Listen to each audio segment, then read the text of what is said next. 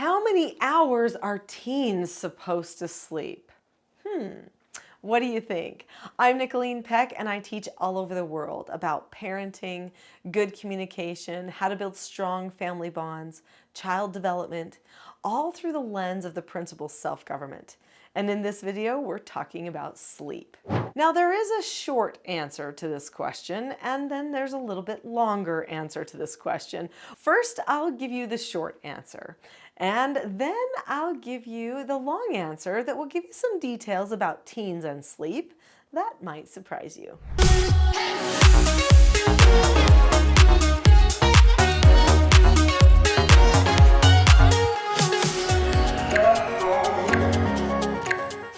When the children are little, it's so nice to just be able to have that set bedtime, isn't it? And get them to go to bed at that time, and then they always wake up at a certain time, and then as they get older, something strange happens.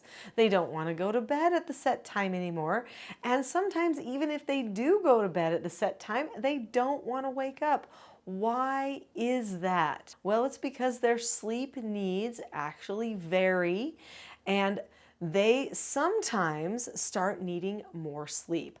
When they are going through puberty, which is usually anywhere between the ages of like 10 and 11, girls especially can start a little bit earlier, and sometimes even all the way up to like 15 or 16. For boys, those are kind of the puberty years. When they're in those years, they oftentimes need more sleep. The hormones are changing, the body is changing, the muscles and the bones are growing at a rapid rate, and so that is really draining on a body. That means they need a little bit more sleep. Sometimes when they used to need only maybe 8 hours or 9 hours of sleep, now they might need up to 12 hours of sleep.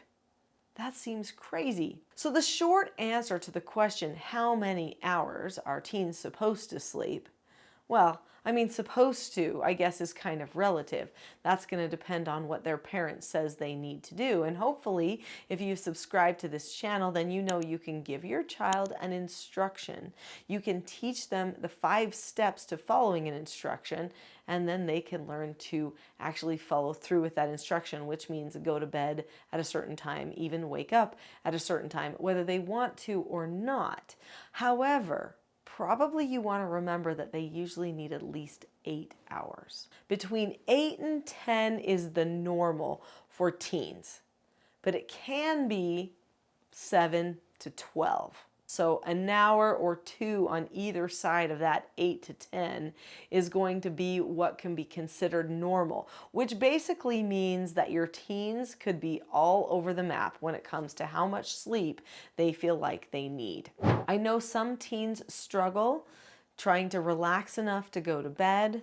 That's a video for another day, and those are going to be the more rare teens. I would recommend not watching a lot of video, especially not being on phones, those types of things right before bed. I know that's a really popular time to get on devices, to check messages and update things before people go to bed, but for some people it can make it so they can't go to sleep, which can create a problem. But let's just talk a little bit about the circadian rhythm that we all have. So there is a rhythm that people get into where their body feels like now is the time to wake, now is the time to sleep. That's called our circadian rhythm.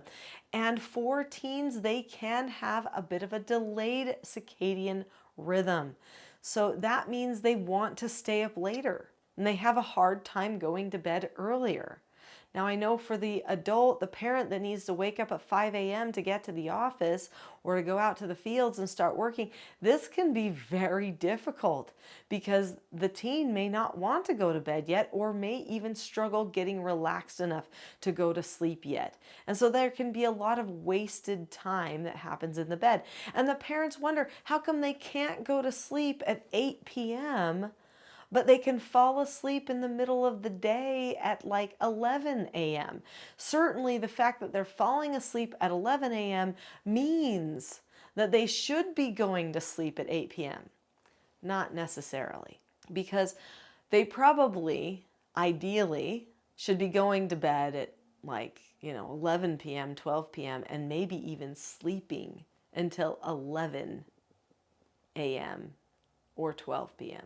If they need a lot of sleep and they've got a delayed circadian rhythm, that could be what their ideal sleep structure looks like. You might have noticed in your area, I know in many places in the United States, many school districts have decided it's a good idea to start high school and junior high a little bit later.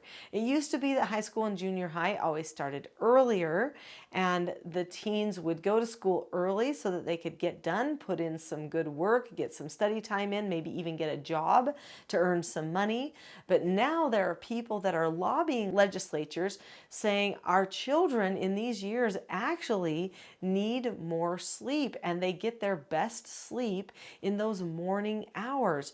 So could we please delay start time of school an hour or two in some cases and have them be able to wake up later so that they get better sleep? And this might help their grades and their focus, their ability to stay awake in class. Now, whether it stops a teen from taking a nap on his desk when he gets bored in class, I don't really know because I'm not there, but I do know that there has been a movement for this. We might kind of balance those ideas around, waking up early, learning how to wake up early, and the need to wake up early. Is there some good self-government training there, some time management training there?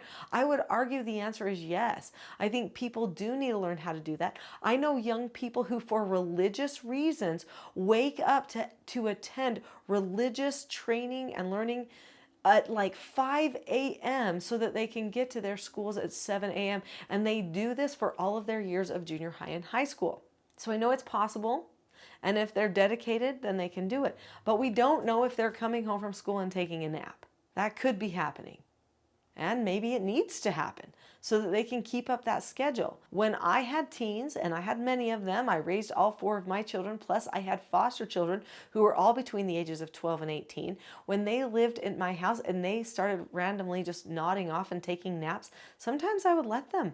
I would say, let's see, I'll give them a good 20 minutes.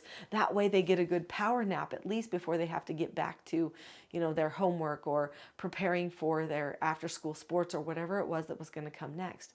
Sometimes those teens just need a rest. Whether your teen has a hard time going to bed early, or they have a tendency to want to go to bed early, or maybe they're not wanting to get out of bed in the morning, the skill following instructions could really benefit you.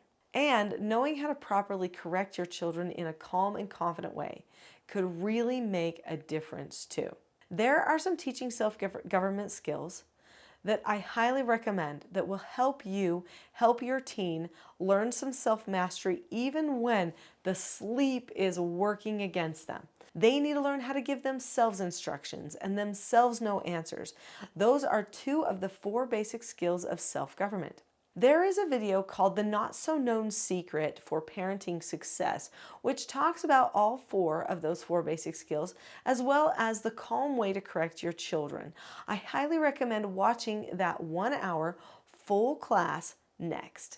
Click on The Not So Known Secret for Parenting Success now. I'll see you there.